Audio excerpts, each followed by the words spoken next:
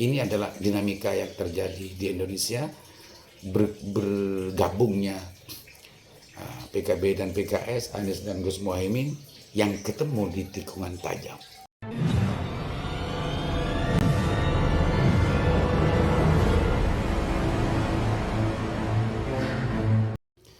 Assalamualaikum warahmatullahi wabarakatuh. Bismillahirrahmanirrahim. Bismillahirrahmanirrahim. La yasukul khaira illallah. Bismillahirrahmanirrahim. La yasrifu su'a illallah. Bismillahirrahmanirrahim. Maka min ni'matin faminallah.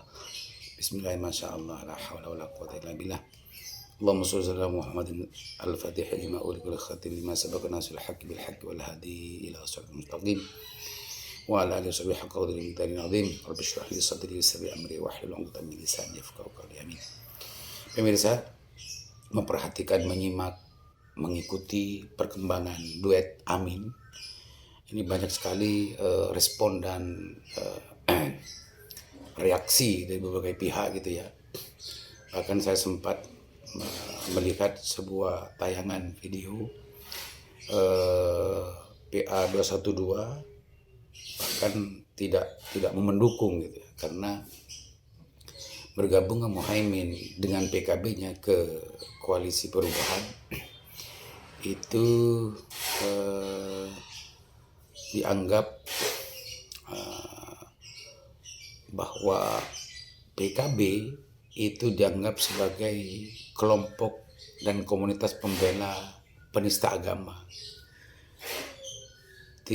Kurang lebihnya seperti itu, sehingga PA212 dalam konteks ini tidak mendukung gitu ya. Di sisi yang lain ada juga kelompok Gus Durian yang semakin gencar dan bahkan semakin aktif hari ini memunculkan berita-berita lama terkait dengan urusan dinamika di PKB dan hubungan Caimin dengan Gus Dur dan Gus Durian. Meskipun berulang-ulang Gus Muhaimin menjelaskan terkait persoalan masalah itu di beberapa tempat gitu ya, di TV-TV nasional, bahwa itu kudeta, dikudeta dan lain-lain sebagainya. Dan insya Allah pemirsa sudah paham dan mengerti semua itu. Termasuk juga pemanggilan KPK terhadap Caimin gitu ya, bagian dari sebuah reaksi dari menurut pendapat sebagian para pengamat itu bagian reaksi dari bergabungnya Anies Baswedan dan Gus Muhaimin. Pemirsa, ini menarik gitu ya.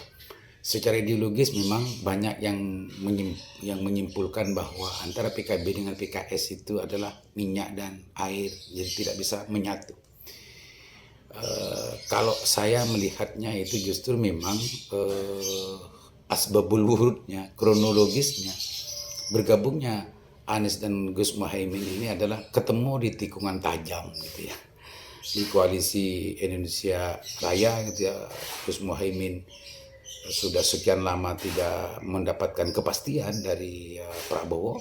Di sisi yang lain, menurut cerita yang sampai saya dengarkan dari Pak Anies, bahwa di koalisi perubahan pun sudah ada dalam posisi somasi gitu ya dari pihak Demokrat untuk segera mendeklarasikan pasangan Anies AHY. Dua keadaan itu dari dua koalisi ini justru mempertemukan dua pasangan ini sehingga menyatu gitu. Makanya istilah yang lebih pas menurut saya, kedua pasangan ini meskipun tidak direncanakan sebelumnya, bahkan banyak orang yang tidak berpikir terkait dengan pasangan ini, adalah ketemu di tikungan tajam. Pemirsa, ini adalah sebuah peluang dan tantangan menurut saya. Pendukung Pak Anies, bukan Anies, saya kalau melihat Pak Anies itu tidak sebagaimana yang diyakini sebagian orang gitu ya, bahwa beliau adalah simbol politik identitas yang akan memperjuangkan tentang masalah khilafah dan lain sebagainya. Tapi kalau pendukungnya memang iya, tidak terbantah. Pendukung Pak Anies memang banyak sekali yang kita kenal, yang kita ketahui. Memang ada sebagian yang memang mengusung tentang persoalan khilafah itu. Bahkan sempat mendengar, melihat dan menyaksikan saya salah satu video, kalau Anies Baswedan jadi presiden, maka salah satu kelompok minta pemulihan HTI dan FPI. yang sebelumnya dibubarkan oleh negara.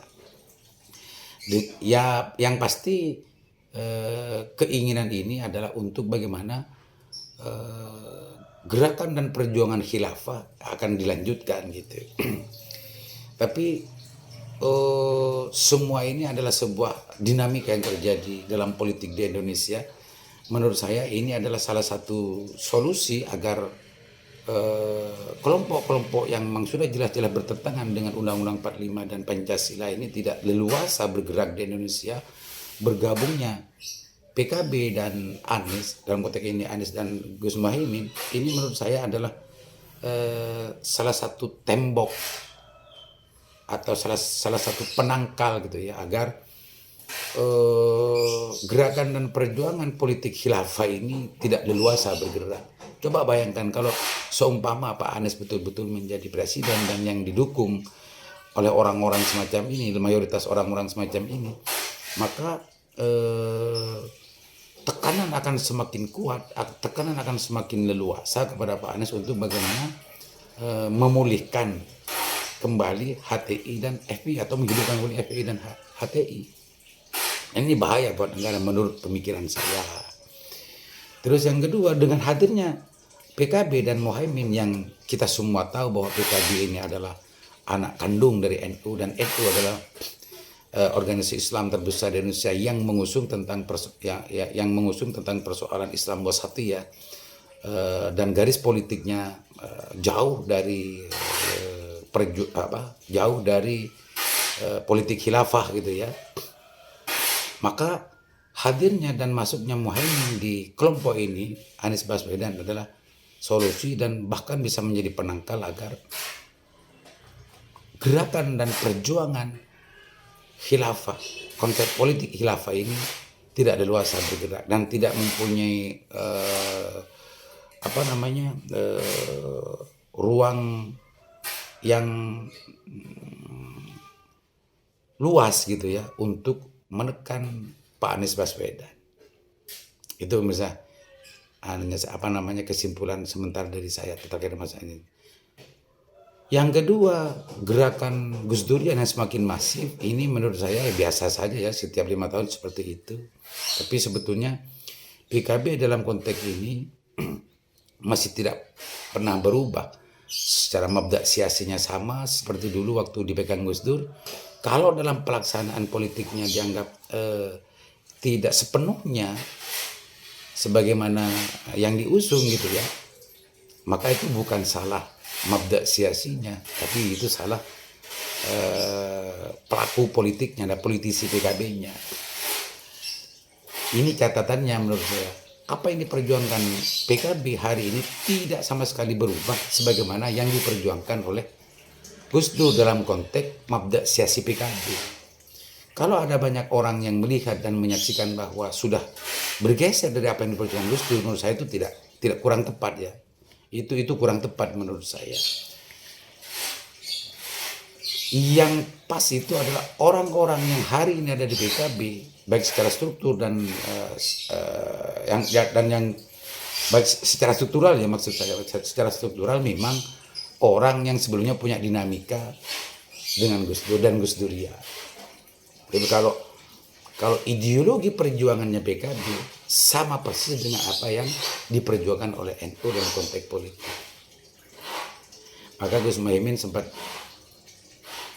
menanggapi dan merespon terkait dengan urusan apa yang disampaikan oleh Gus Yahya, Ketua PBNU, bahwa PBNU tidak akan mengusungkan capres dan tidak boleh ada yang mengatasnamakan NU.